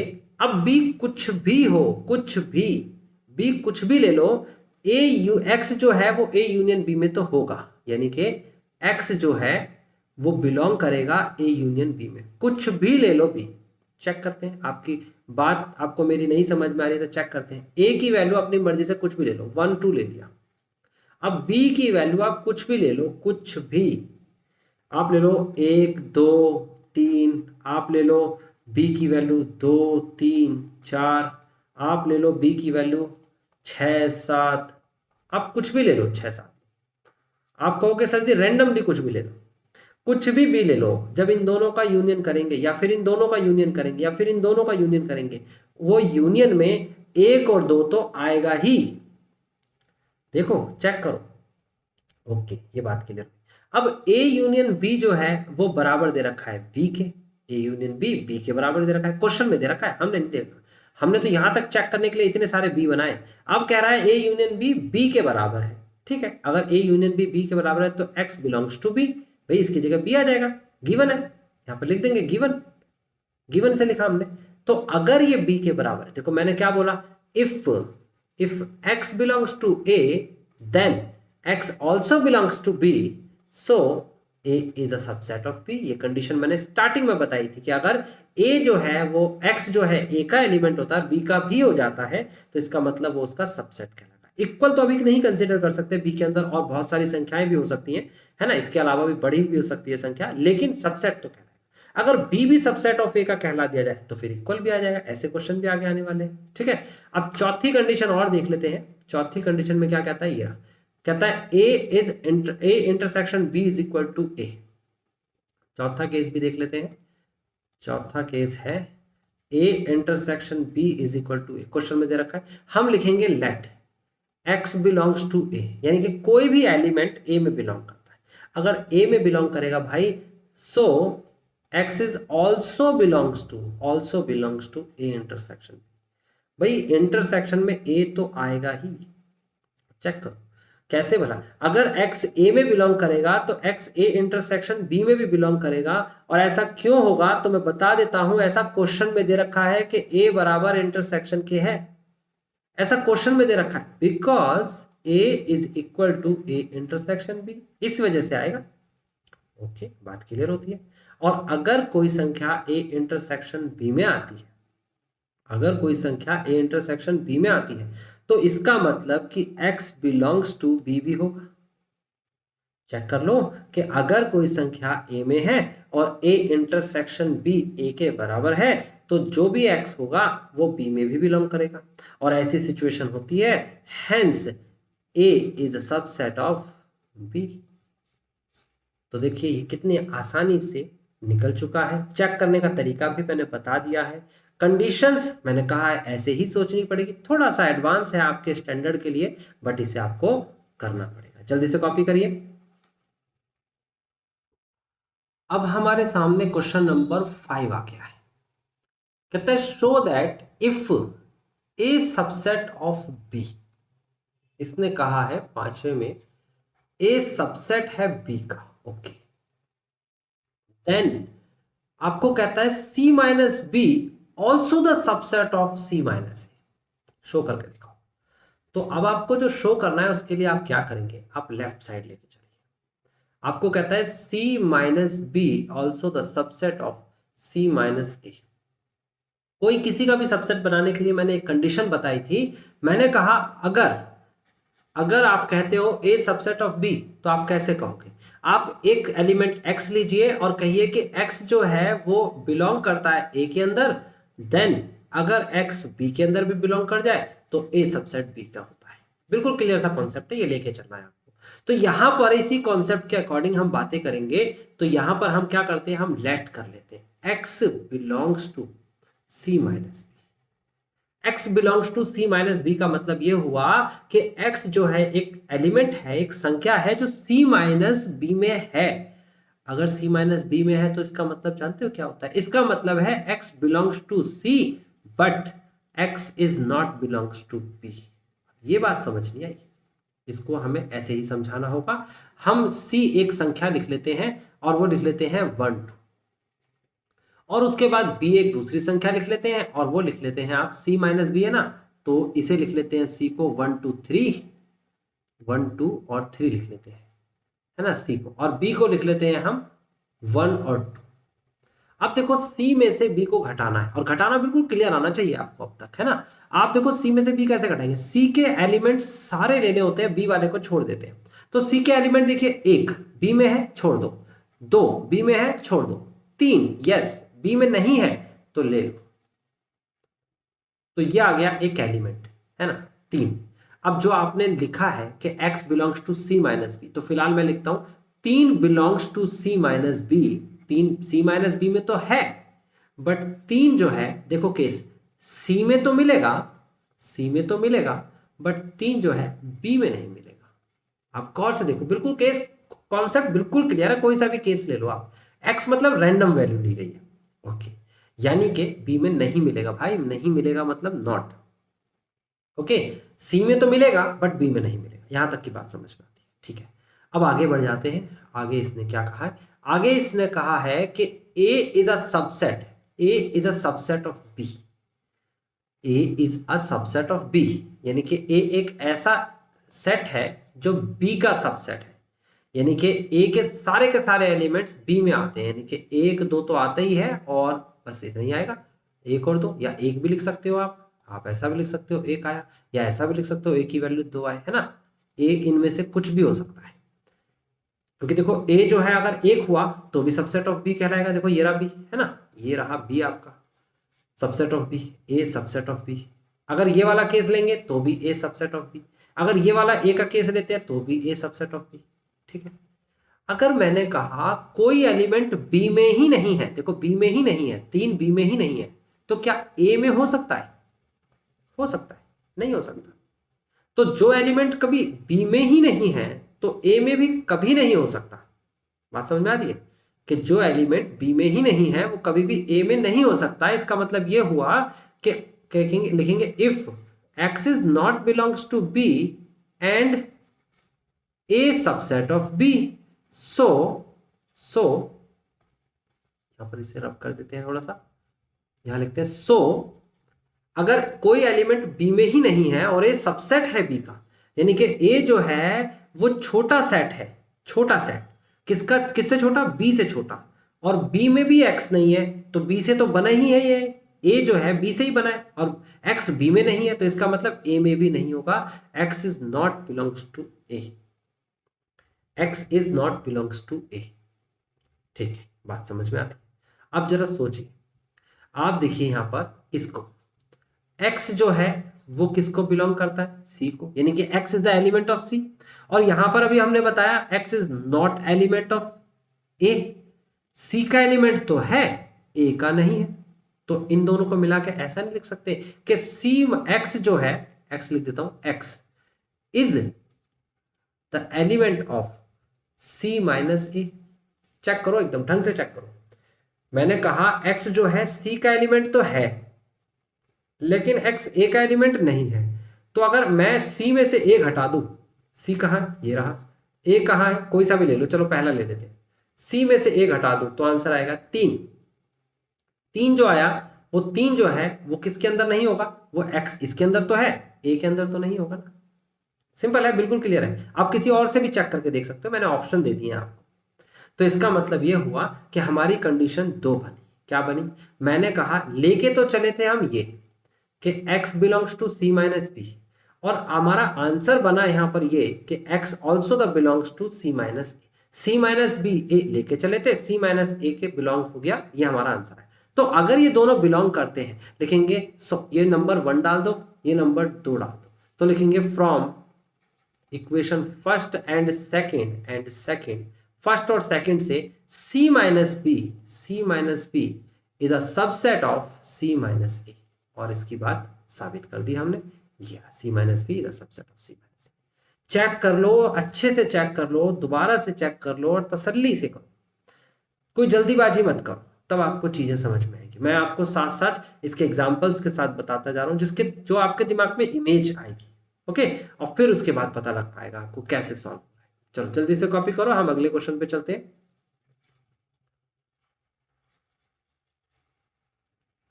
अब आ जाता है हमारे सामने क्वेश्चन नंबर 6 में कहता है assume power set of A is equal to power set of B. तो देखो पावर सेट का कॉन्सेप्ट भी अब आपको आना चाहिए, है ना। ऑल सबसेट्स जो होते हैं उनसे बना हुआ सेट पावर सेट कहलाता है। कहता है शो करके दिखाना है ए बराबर बी। अगर आपको A बराबर B के शो करना है तो इसके दो केस बनेंगे, A सबसेट ऑफ B के होना चाहिए और B सबसेट ऑफ A के होना चाहिए। अगर ऐसी सिचुएशन बना दी तो इसका मतलब ये क्या हो गया, शो हो गया कि बराबर है। अगर A सबसेट B के आ जाए, B सबसेट A के आ जाए तो ये दोनों एक दूसरे के बराबर आ जाएंगे। और क्वेश्चन में दे क्या रखा है, power set of A power set of B के बराबर। तो आप लेट करिए, लेट करिए कि X is the element of A। x एक ऐसी संख्या है जो एलिमेंट है ए का। अगर x एलिमेंट ऑफ ए है तो कैपिटल x जो है, capital x is the element of p। अब ये बात आपको हजम नहीं हो रही होगी। कैपिटल x की जगह पर अगर मैंने ऐसे x लिखा होता तो क्या हजम हो जाती, बातें की। चलो अभी आपको समझाता हूं कैसे होगा। देखिए मैंने कहा कि एक सेट a है, उसके अंदर कुछ नंबर है, लाइक 1 या 2 ये नंबर है। फिर मैंने कहा पावर सेट ऑफ ए मैं जानता हूं क्या होता है, वो होता है 5, वो होता है 1, वो होता है 2 और वो होता है 1। ये पावर सेट ऑफ ए होता है। नहीं आता है तो सीख लीजिए, power set of A all subsets को कहते हैं। 2 की पावर n, n की जगह पर 2 है, ठीक है ना। ये चार संख्याएं आ गई आपके सामने, एक तो ये एलिमेंट, एक एलिमेंट ये, एक एलिमेंट ये, एक एलिमेंट ये, चारों के चारों एलिमेंट्स आ गए पावर सेट ऑफ। अब मैं इसमें से रैंडमली कोई चीज लेना चाहता हूं और इस बात को साबित करना चाहता हूं। स्मॉल से हम एलिमेंट दिखाते हैं और कैपिटल से हम सेट दिखाते हैं, ग्रुप ऑफ एलिमेंट्स, ठीक है ना। तो फिलहाल मैं एक ले लेता हूं। एक जो है वो एलिमेंट है ए का, बात समझ में आती है, बिल्कुल क्लियर। तो अगर एक के ऊपर करली ब्रैकेट लग गया ऐसा, तो वो एलिमेंट होगा पी ए का। अब बात को क्लियर करते हैं। अगर एक एलिमेंट ए का है तो देखो करली ब्रैकेट लग गया तो पी ए का एलिमेंट होगा, पावर सेट ऑफ ए। इसको एलिमेंट लगाने के बाद जो संख्या बनी ये एक सेट बना। तो इसको मैंने, अगर मैंने इसको एक को मैंने एक्स की जगह स्मॉल एक्स को लिया है तो इसको मैंने कैपिटल एक्स ले लिया, स्मॉल एक्स कैपिटल एक्स। आप चाहो तो स्मॉल एक्स के ऊपर करली ब्रैकेट लगा दो या कैपिटल एक्स से रिप्रेजेंट करो, ये ज्यादा बेटर दिखेगा तो इसलिए इसे दिखा दिया। तो आपको क्या समझ में आया, आपको समझ में आया कि अगर अगर x एक एलिमेंट है a का तो कैपिटल X यानी कि इसका सबसेट जो बनेगा वो पावर सेट ऑफ a का एलिमेंट होगा, ठीक है। और आपको अभी अभी पता लगा है कि power set of a is equal to power set of b, यानी कि ऐसा कुछ, सॉरी ऐसा, ओके बिल्कुल क्लियर है ना कि पावर सेट ऑफ ए बराबर पावर सेट ऑफ बी, यानी कि जो इसका एलिमेंट है वो बी का भी एलिमेंट होगा। और जो बी का एलिमेंट है इसका मतलब ये हुआ कि small x is also the element of set B. भाई जो चीज यहां से ऐसे आ रही है, ऐसे जा रही है, पावर सेट ऑफ बी बना दो और उसमें लिख दो ये सारे के सारे एलिमेंट्स लिख दो, तो ये बना किससे होगा, फिर ये बी जो बना होगा वो क्या होगा, वो यही तो हो जाएगा वापस, क्योंकि इक्वल है। ओके और मैंने अभी आपको क्या बोला, मैंने स्टार्टिंग में बोला था, देखो वो कॉन्सेप्ट आप भूलेंगे नहीं कि अगर कोई भी सेट जो है ए का एलिमेंट है, इफ अगर हम लेके चले x is belongs to A और हमने साबित कर दिया x is also belongs to B, लिखेंगे hence A is a subset of B, A के सारे एलिमेंट बी में आएंगे, ठीक है ना। अब एक साइड तो हमने साबित कर दी, ये तो हमने कर दिया। अब हम दूसरी साइड पे चलते हैं, सेम कॉन्सेप्ट को लेके चलेंगे, कॉन्सेप्ट सेम होगा, बस वैल्यू बदल देंगे क्योंकि बी से स्टार्ट कर रहे हैं हम। पिछली बार ए से स्टार्ट किया था, अब की बार बी से स्टार्ट करेंगे। लिखेंगे let y small y is element of B, यानी कि y कोई भी संख्या हो सकती है जो बी का एलिमेंट है। तो इसका मतलब कैपिटल Y अगर हम उसका सबसेट देखेंगे तो वो एलिमेंट कहलाएगा किसका, वो एलिमेंट कहलाएगा पावर सेट ऑफ बी का। और आपको पता है पावर सेट ऑफ बी बराबर है किसके, पावर सेट ऑफ ए के। और ये लिखने का रीजन है, आप इसे लिख देंगे गिवन, यहां पर भी गिवन लिखे और यहां पर भी लिखे गिवन, है ना। तो अगर ऐसा है तो small y is also the element of A. तो आपने क्या कहा, लेके क्या चले थे आप, लेके तो चले थे कि y एलिमेंट ऑफ b और आंसर हमारा आ गया y is element of a। अगर ये है देन ये है, तो इस केस में क्या हो जाएगा, b is also the subset of a hence. और अगर ऐसी कंडीशन आ जाती है कि a सबसेट ऑफ b है, b सबसेट ऑफ a है, लिखेंगे so a is equal to b। Proved हो गया, सिंपल है। छठा क्वेश्चन हो गया। अब हम सातवें क्वेश्चन पे चलेंगे, जल्दी से इसे कॉपी करें, इसे समझने की कोशिश करें। अब देखिए सातवें क्वेश्चन में आपको कह रखा है कि it is true that for any set A and B power set of A union power set of B is equal to power set of A union B. अब यहां पर ना कोई भी कंडीशन हमें गिवन नहीं है और ये कंडीशन हमें कह रहा है कि आप बना के दिखाइए क्या ये ट्रू है या ट्रू नहीं है। और जब भी ऐसा कोई क्वेश्चन आए तो मैंने क्या कहा था, एक भी नॉट ट्रू वाली कंडीशन यानी एक भी फॉल्स वाली कंडीशन पूरे कॉन्सेप्ट को फॉल्स कर देती है। तो इसका हम एग्जाम्पल रखेंगे और इसको हम प्रॉपर्टी से नहीं कर पाएंगे।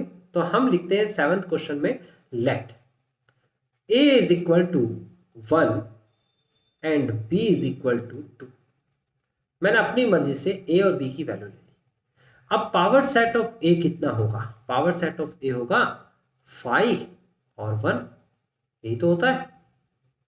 और पावर सेट ऑफ b क्या होगा, वो होगा 5 और 2। बहुत सिंपल है, पावर सेट ऑफ a और पावर सेट ऑफ b। अब इसके क्वेश्चन पे चलते हैं। अब ये कहता है a यूनियन b निकालिए, तो मैंने a यूनियन b निकाल लिया। a यूनियन b आ जाएगा आपके पास 1 2। और power set of a union b क्या होगा, power set of a union b ये हो जाएगा आपके पास 5 1 फिर 2 फिर 1 2। देखिए कितना आसानी से आ गया। ओके, अब इसकी बात को साबित करते हैं। इसने कहा है कि power set of A union power set of B, देखो ये पावर सेट ऑफ ए है, ये पावर सेट ऑफ बी है, दोनों का यूनियन निकालिए, power set of A union power set of B. तो कैसे निकालते हैं भाई यूनियन, आप सीधा सीधा लिख लेते हैं, पहले 5 फिर 1 फिर उसके बाद 5 दोबारा तो आएगा नहीं, फिर 2, ये लिख लिया, ये हो गया यूनियन। अब बताइए मुझे क्या ये और क्या ये दोनों के एलिमेंट्स चेक करिए, 5 फिर उसके बाद 1 फिर उसके बाद 2, ये तो है ही नहीं ना इसमें, ये तो है ही नहीं। तो लिखेंगे so power set of A union B is not equal to power set of A union power set of B. यानी कि इसकी बात कह रहा है ये जस्टिफाई करके दिखाओ, तो मैंने जस्टिफिकेशन में एक एग्जाम्पल ले लिया और उस एग्जाम्पल से जस्टिफाई करके दिखाया, तो ये आंसर इसके बराबर नहीं। लेकिन आप में से कुछ बच्चे कहेंगे कि सर हमने तो बराबर ला दिया, तो चेक करते हैं आपने बराबर कैसे लेके आए, है ना, आप भी तो बराबर लेके आए होंगे। तो मैं एक दूसरा एग्जांपल ले लेता हूं। सपोज कर लेते हैं कि a इज इक्वल टू 1 और b इज इक्वल टू 1 2। अब ऐसा ले लेते हैं। अब आप देखेंगे कि power set of a is equal to कितना आ जाएगा, वो आ जाएगा आपके पास 5 और 1। फिर आप देखेंगे power set of b is equal to कितना आ जाएगा, वो आ जाएगा 5 and then 1 and then 2 and then 1 2। ये बात भी क्लियर है। फिर उसके बाद a यूनियन b निकालेंगे और a यूनियन b जो है वो आएगा 1 और 2, और power set of a union b is equal to आ जाएगा आपके सामने 5 1 2 1 2। चलिए बात क्लियर होती है। अब आपको मैंने कहा अगर power set of A union power set of B निकालने की बारी आए, यानी कि ये और ये दोनों का यूनियन, तो आप चेक करिए, पहले आएगा 5 फिर आएगा 1 फिर 5 और 1 तो आ चुका है, 2 लिखेंगे, फिर 2 के बाद क्या लिखेंगे 1 2 लिखेंगे। तो आप गौर से देखेंगे तो आपको बात समझ में आएगी कि सारे एलिमेंट्स इक्वल है, यानी कि power set of A union power set of B is equal to power set of A union B, ये बराबर है। यानी कि कुछ एग्जांपल्स लेने से तो आंसर बराबर आ जाएगा और कुछ एग्जांपल्स लेने से आंसर बराबर नहीं आएगा, लाइक दिस, इस एग्जांपल से बराबर नहीं आया। तो आपके पास दो आंसर्स हैं, या तो ये इक्वल है भी और इक्वल नहीं भी है। कहता है it is true for any set, any का मतलब कोई सा भी सेट ले लो, ये बराबर ही होना चाहिए। क्या ऐसा ट्रू है, कहेंगे नहीं सर, एनी की जगह लिखा जाएगा सम। ये जब ही ट्रू हो सकता है, कुछ सेट के लिए तो है लेकिन सभी सेट के लिए नहीं है, कोई भी सेट के लिए ट्रू नहीं है। तो आपने दिखाया कि इस सेट के लिए ये ट्रू नहीं है, तो इसका मतलब आपने अपना आंसर जस्टिफाई कर दिया, कुछ के लिए है कुछ के लिए नहीं है। तो आपको इतना आंसर लिखना था। दूसरा वाला केस तो मैंने आपको बताया, आपका आंसर तो यहीं तक आएगा। जल्दी से कॉपी करें, फिर 8वें क्वेश्चन पे चलते हैं। आज की क्लास में सिर्फ 12 तक क्वेश्चंस कराएंगे हम, तो अभी 8वें क्वेश्चन पे बढ़ रहे हैं, इसे जल्दी से कॉपी कर लें। अब आ गए हैं हम क्वेश्चन नंबर 8 के पास। कहते हैं show that for any set A and B A is equal to this.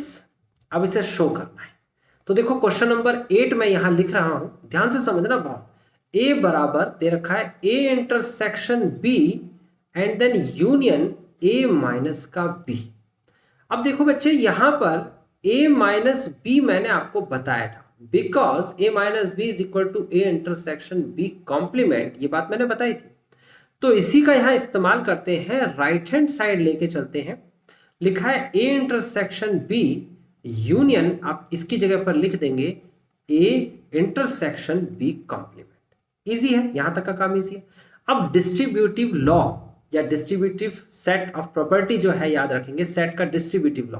तो क्या होता है डिस्ट्रीब्यूटिव, देखो पहले तो लिखेंगे ए इंटरसेक्शन बी, फिर लिखेंगे यूनियन और साथ में लिख देंगे ए। देखो मैं लिख के दिखा रहा हूं, A intersection B union A. Simple है, बहुत सिंपल है।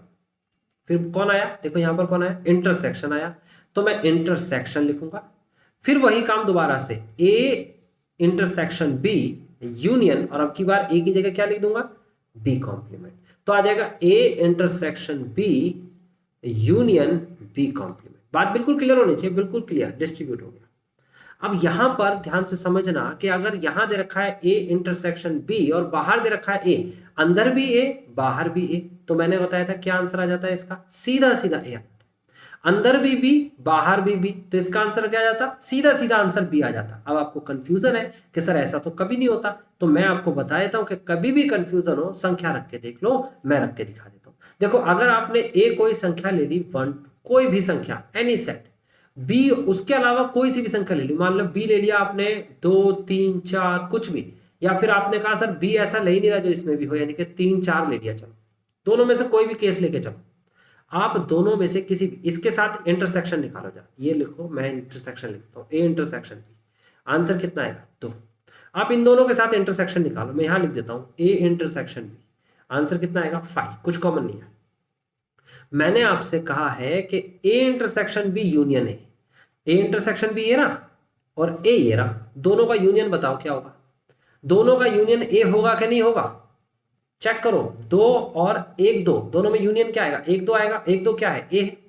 चलो दूसरी बार चेक करो, ये ए है और ये आपके पास ए इंटरसेक्शन भी ए, यानी कि 5 में और 1 और 2 में, दोनों में यूनियन क्या आएगा, ए ही आएगा कि नहीं आएगा। तो इसका आंसर हमेशा जो मैंने बोला है प्रॉपर्टी के अकॉर्डिंग वो होता है। आपको इसे बार बार साबित करने की जरूरत नहीं है, बट ये बार बार यूज होने वाला है, आगे के क्वेश्चंस में भी यूज हो सकता है, तो आप इसे ध्यान रखिएगा। आगे बढ़ जाते हैं, डिस्ट्रीब्यूटिव प्रॉपर्टी यहां लगाते हैं, इंटरसेक्शन लगाते हैं। डिस्ट्रीब्यूटिव देखो यहां पर कैसे लगेगा, ध्यान से समझना, ये है और ये है, तो पहले लिखेंगे बी ट्रांसपोज के साथ, आप लिखेंगे देखो बी ट्रांसपोज, देखो पहले लिखेंगे A union B transpose, intersection B union B transpose. अब क्या बोल रहा हूं मैं, दोबारा से बताता हूं, ए, ये देखो ए यूनियन बी ट्रांसपोज, फिर बीच का निशान ये इंटरसेक्शन, फिर उसके बाद बी, ये वाला B union intersection, B complement, sorry not intersection, B complement. ठीक है, बात समझ में आ गई आपको, कॉम्प्लीमेंट समझ में आ गया आपको, ठीक है। अभी आपको देखो ये क्या दे रखा है, बी यूनियन बी कॉम्प्लीमेंट। देखो इसे समझना होगा वेन डायग्राम से कि अगर आपको ये कोई सेट बी दे रखा है और इसका कॉम्प्लीमेंट क्या है, इसका कॉम्प्लीमेंट है ये है बी का कॉम्प्लीमेंट, ये बी का कॉम्प्लीमेंट होता है, ठीक है ना। और बी क्या होता है भाई, बी होता है ये अंदर वाला, ये बी। अगर मैं दोनों का यूनियन चाहता हूं तो क्या होगा, बी और उसका कॉम्प्लीमेंट, अगर दोनों को मिक्स कर दिया जाए तो पूरा का पूरा यूनिवर्स आएगा कि नहीं आएगा। तो यूनिवर्स सेट को यू से रिप्रेजेंट कर सकते हो आप, लेकिन मैं यहां पर यूनिवर्स सेट को एक्स से रिप्रेजेंट कर रहा हूं। रीजन ये है, यू और यूनिवर्स थोड़ा सा मिसमैच हो जाता है, या तो प्रॉपर मेरे को बनाना पड़ेगा ऐसे, है ना, इंग्लिश अल्फाबेट का ऐसे डार्क सा बना के, और ये यूनिवर्स से दिखाऊं, या फिर मैं इसकी जगह एक्स लिख रहा हूं, तो मैं यूनिवर्स सेट को एक्स से रिप्रेजेंट कर रहा हूं, वो भी कैपिटल वाले से, ठीक है ना। तो फिलहाल एक्स हो गया, A intersection A union B complement intersection X. अरे भाई यूनियन या यूनिवर्स सेट, अगर यूनिवर्स सेट में इंटरसेक्शन निकालूंगा किसी का भी, तो ऑब्वियस सी बात है वही संख्या आ जाएगी, वही संख्या आएगी कि नहीं आएगी। अगर मैं यूनिवर्स में, यूनिवर्स ऐसा होता है यूनिवर्स, और इंटरसेक्शन किसी का भी निकालूंगा तो आंसर वही संख्या आ जाएगी ना, कॉमन तो वही रहेगा यूनिवर्स और उसमें, ठीक है। यूनिवर्स में तो सब कुछ ही है, ठीक है। आप संख्या रख के भी चेक कर सकते हो, ठीक है, बात क्लियर होती है। यहां तक क्लियर होने के बाद आपको फिर वही कॉन्सेप्ट मिला, A intersection A union B complement. देखो बाहर भी ए है, मैं फिर बोलूंगा बाहर भी ए है और अंदर भी ए है, और ये इंटरसेक्शन है ये यूनियन है, या फिर ये यूनियन होता है ये इंटरसेक्शन होता है। तो केस बिल्कुल क्लियर है, इसका आंसर क्या आएगा, ए आएगा, बाय यूजिंग डिस्ट्रीब्यूटिव लॉ। आप बोल सकते हैं बाय डिस्ट्रीब्यूटिव लॉ। तो बिल्कुल क्लियर हो गया, आप लिखेंगे हेंस इट इज प्रूव्ड। आपका ए आंसर आ गया and this is left hand side. Right hand side लेके चले थे, लेफ्ट हैंड साइड ए आपका आंसर आ चुका है। ओके, जल्दी से इसे कॉपी कर ले ताकि हम अगले वाले पार्ट पे आ जाए। इसको भी कह रहा है करने के लिए, कहता है ए यूनियन बी माइनस ए। चलो इसे तो ऐसे ही कर देते हैं, ए यूनियन बी माइनस ए, इसकी जगह बना लेते हैं यहां। ठीक है, क्या लिखा हुआ है, ये सेकंड वाला पार्ट करा रहा हूं, ये 8th का सेकंड वाला पार्ट है। कहता है A union B minus A is equal to A union B. Copy पे लिखेंगे, लेफ्ट हैंड साइड लेके चलते हैं। आपको पता है ए यूनियन बी माइनस ए कितना होता है, बी इंटरसेक्शन ए कॉम्प्लीमेंट, अभी तो बताया distributive law. A union B intersection A union A complement. देखो डिस्ट्रीब्यूटिव लॉ कैसे लगा, ए यूनियन बी फिर ए यूनियन ए कॉम्प्लीमेंट। ठीक है, बात समझ में आती है। उसके बाद आपको पता है ए यूनियन ए कॉम्प्लीमेंट क्या होता है, ये तो यूनिवर्स सेट होता है ना, कोई भी संख्या कोई भी सेट और उसी का कॉम्प्लीमेंट, तो वो यूनिवर्स आ जाएगा अगर उसका यूनियन निकालेंगे तो हम। ठीक है ना, फिर उसके बाद यहाँ क्या है, ए यूनियन बी पहले से ही दे रखा है। अब ये तो है यूनिवर्स, ये है ए यूनियन बी, दोनों का इंटरसेक्शन निकालना है तो इंटरसेक्शन ए यूनियन बी आएगा। This is proof. कॉपी पे लिख लीजिए, जल्दी से कॉपी पे लिखिए ताकि हम क्वेश्चन नंबर 9th पे चलें। देखिए अब आ गए हम 9th क्वेश्चन के पास, और 9th क्वेश्चन बड़ा इंटरेस्टिंग है। कहते हैं यूजिंग प्रॉपर्टीज ऑफ सेट्स। अरे भाई अभी तक हम प्रॉपर्टीज ऑफ सेट्स का ही इस्तेमाल कर रहे थे, शो करके दिखाइए दिस। तो फर्स्ट क्वेश्चन को जल्दी से कॉपी पे उतारिए और मेरे साथ साथ जरूर कॉपी करेंगे। कहता है A union A intersection B is equal to A करके दिखाइए। तो मैंने कहा था कि कभी भी किसी को इक्वल करना हो तो इसके दो केस को लेके चलेंगे। पहला केस है A union A intersection B is subset of A. दूसरा केस है A is subset of A union A intersection B. अगर आपने ये दोनों के दोनों सबसेट एक दूसरे के कर दिए, यानी कि ये पूरा का पूरा सबसेट है इसके और ये पूरा का पूरा जो भी सेट बनेगा सबसेट है इसके, यानी इसके सारे एलिमेंट इसमें और इसके सारे एलिमेंट इसमें मिल जाए, तो यानी कि ये दोनों के दोनों क्या हो जाएंगे, बराबर हो जाएंगे। और ये बराबर वाले सिचुएशन का तो इस्तेमाल हम करते थे, अभी तक हमने पिछले क्वेश्चन में भी इसी का तो इस्तेमाल किया था कि ये इसके बराबर होता है। अब इसको ही प्रूफ करने को कह दिया, तो हम एक एक करके चलते हैं। हम पहले लेफ्ट हैंड साइड लेके चलते हैं, यानी कि ये वाला केस। तो इस केस में आप क्या करिए, कोई भी एक एलिमेंट अपनी मर्जी से मान लीजिए, आप लिखिए x belongs to A union A intersection b। आपने x बिलोंग किया किसका, इस पूरे को बिलोंग किया, और बहुत सिंपल सा कॉन्सेप्ट है, समझ में आ गया। अगर x इसको बिलोंग किया और सॉल्व करने के बाद x बिलोंग कर जाता है a को ऐसा, तो इसका मतलब ये सबसेट, यही तो केस है। अभी बीच वाला जो सॉल्व करने वाला कॉन्सेप्ट है ये समझना है, तो चलो समझते हैं। मैंने कहा कि कोई एलिमेंट ए यूनियन बी को अगर बिलोंग करता है तो इसका मतलब x बिलोंग्स टू ए और x is not belongs to A intersection B.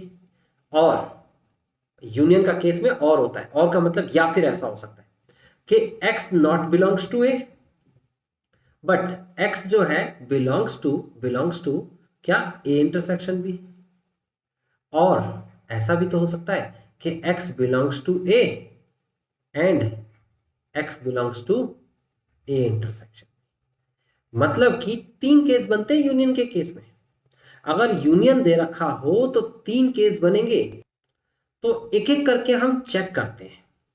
सबसे पहले हम पहले केस को चेक करेंगे, एक एक करके करेंगे बड़े तसल्ली से। ये देखिए पहला केस, फर्स्ट केस की जब हम बात करते हैं, केस फर्स्ट, तो मैंने कहा था कि हम लेके तो चले हैं x बिलोंग्स टू या x एलिमेंट ऑफ दिस, और पहले केस में हमारे को मिल गया कि x जो है is an element of a, element of a है।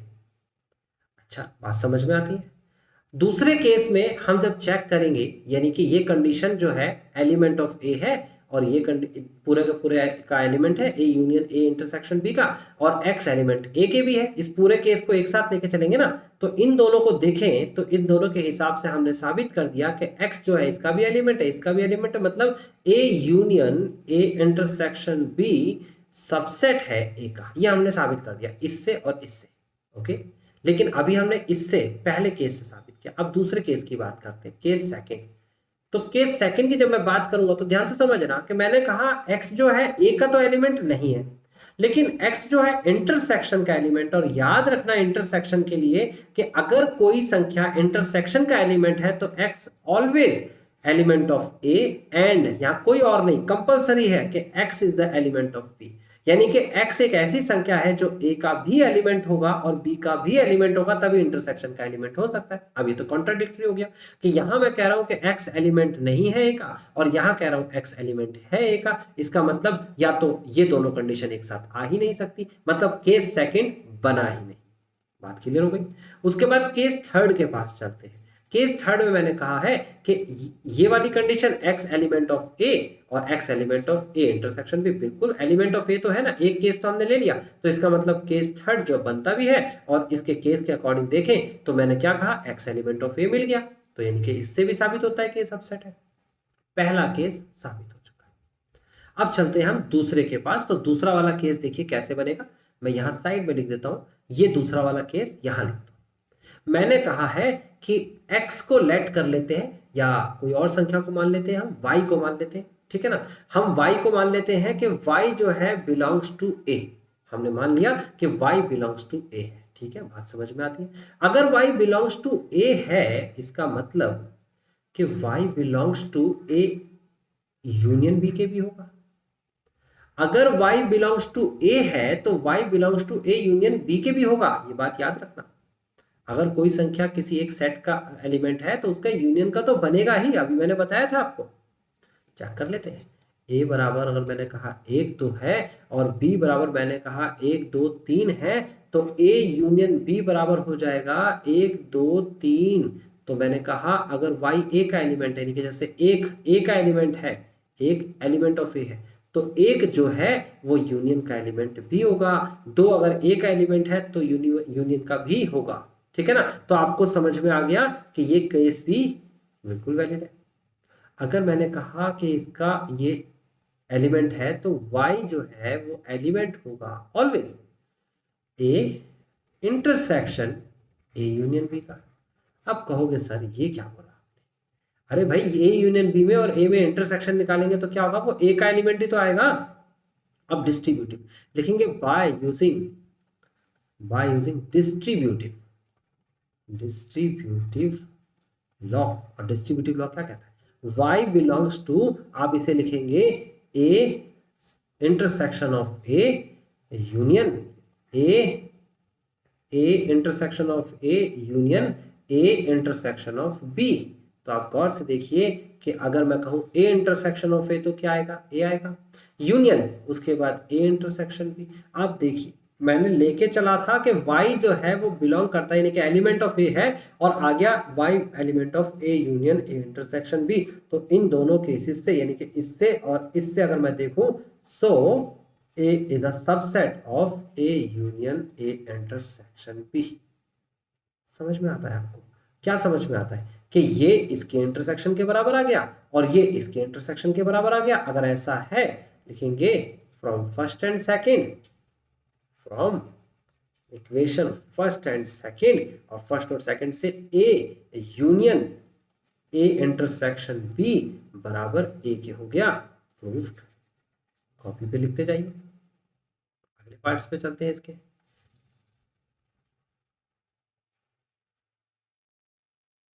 नेक्स्ट पार्ट इसका कहता है, नाइन्थ का सेकंड पार्ट, ये कहता है कि नाइन्थ का सेकंड पार्ट कहता है a intersection a union b बराबर a के होना चाहिए। भाई सेम क्वेश्चन दोबारा रिपीट करना है आपको, इसमें दो केस लेके चलने हैं। पहला केस तो है a intersection a union b subset है a का, दूसरा केस है a सबसेट है a intersection a union b का।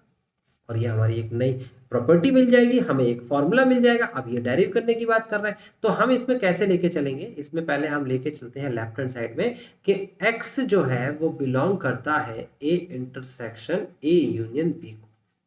अगर x इसे बिलोंग करेगा तो कंपलसरी है कि x बिलोंग्स टू A भी होगा, एंड इंटरसेक्शन का मतलब compulsory x belongs to A union B भी होगा।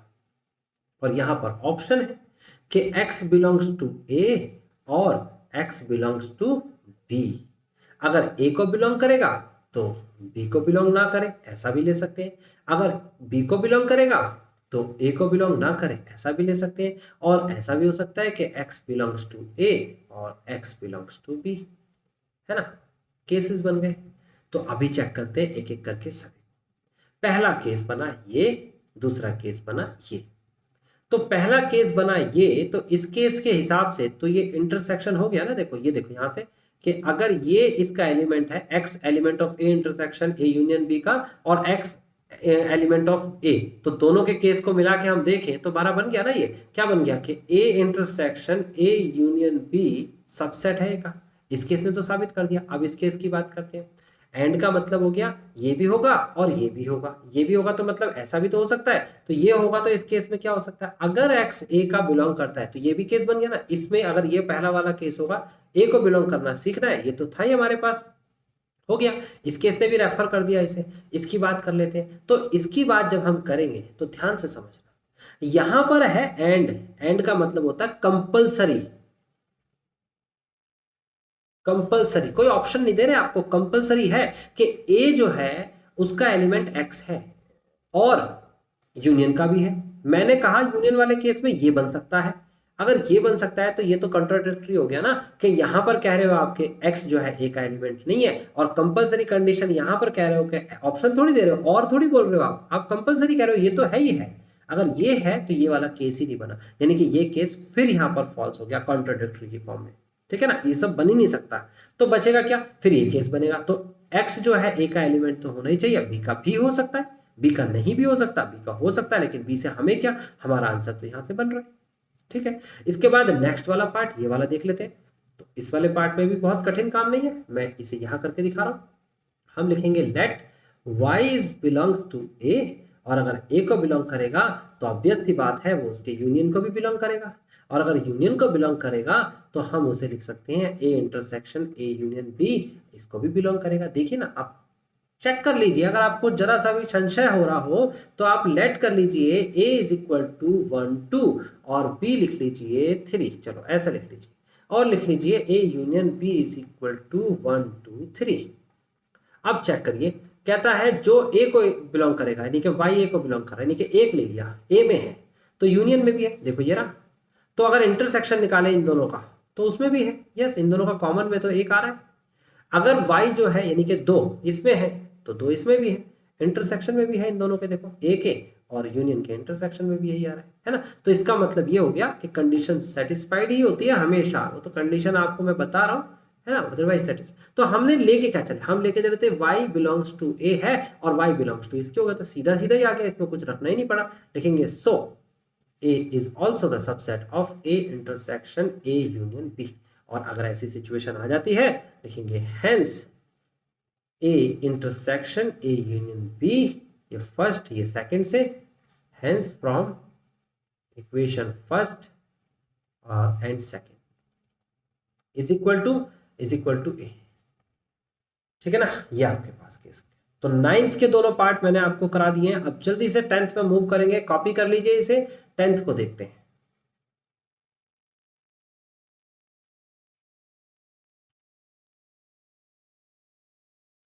क्वेश्चन नंबर 10 में कहता है show that A intersection B is equal to A intersection C need not imply B is equal to C। यहां तो क्वेश्चन ही समझ नहीं आता बच्चों। चलो इसे हिंदी में लिखता हूं।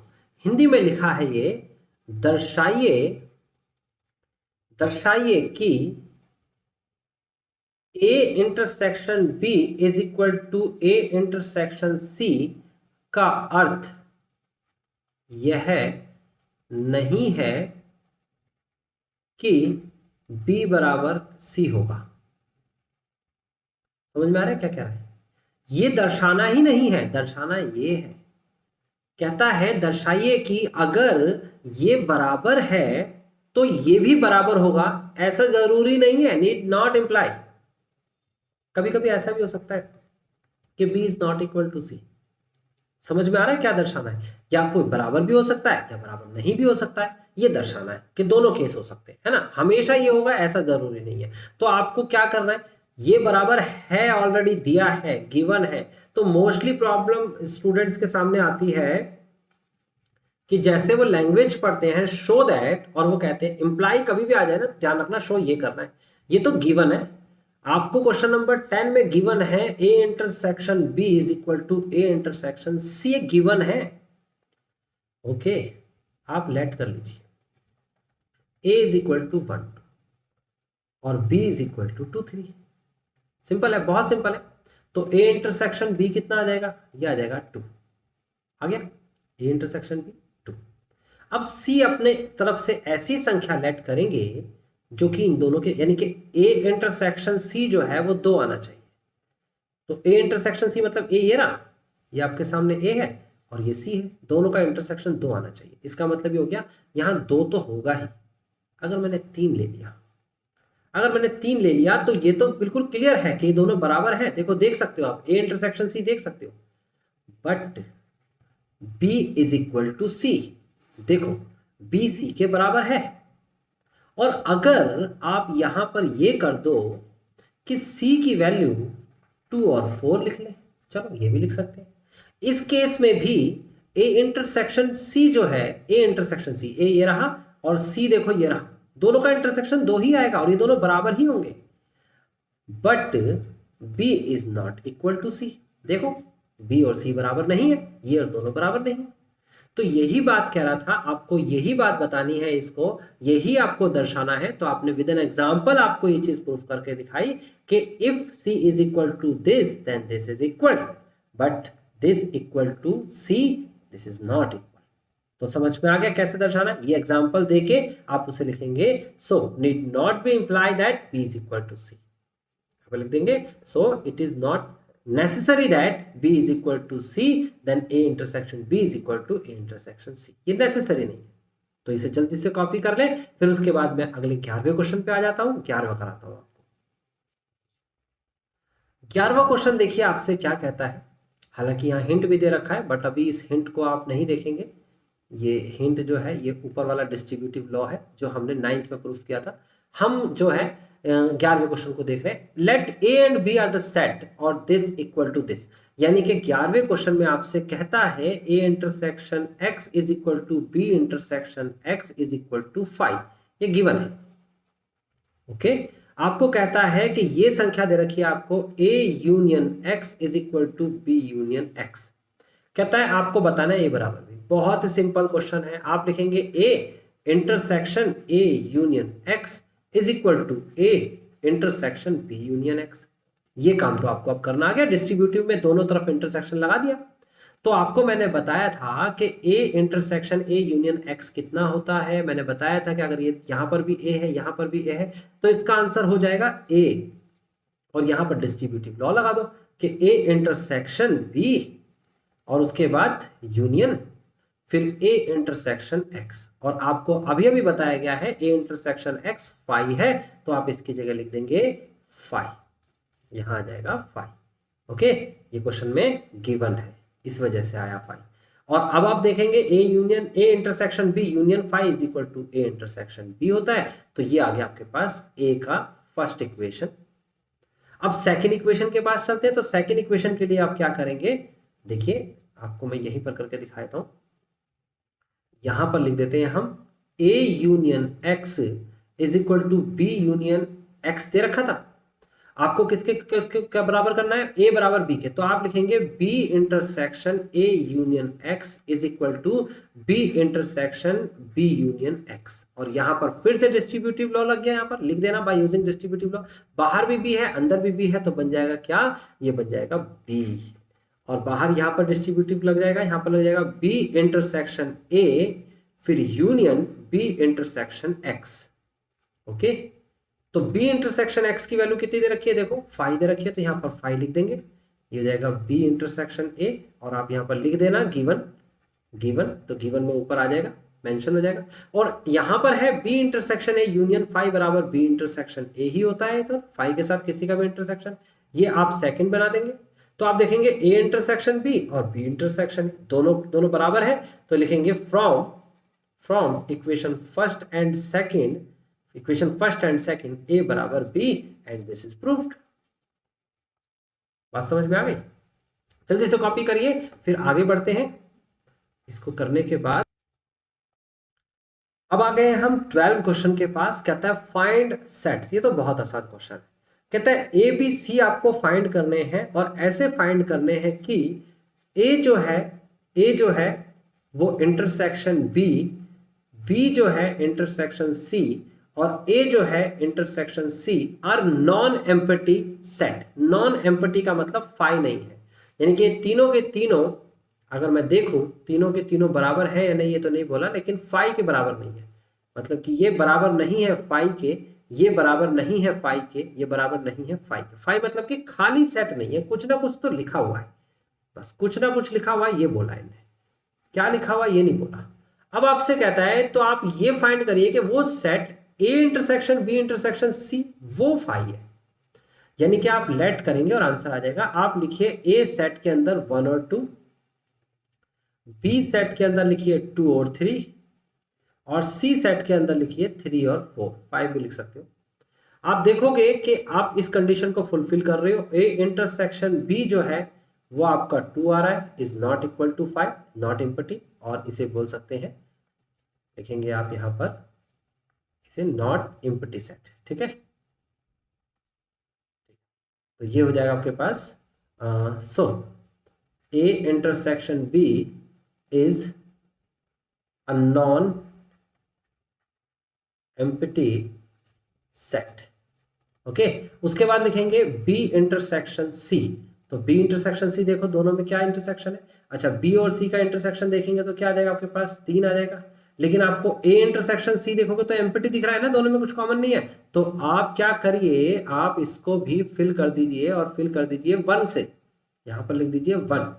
ओके, तो अब आप देखेंगे गौर से, तो ये आ गया आपके पास बी इंटरसेक्शन सी, और यहां पर भी आप ऐसे लिखेंगे so it is non empty sets, है ना। A intersection B intersection C लिख देना है यहाँ पर बस।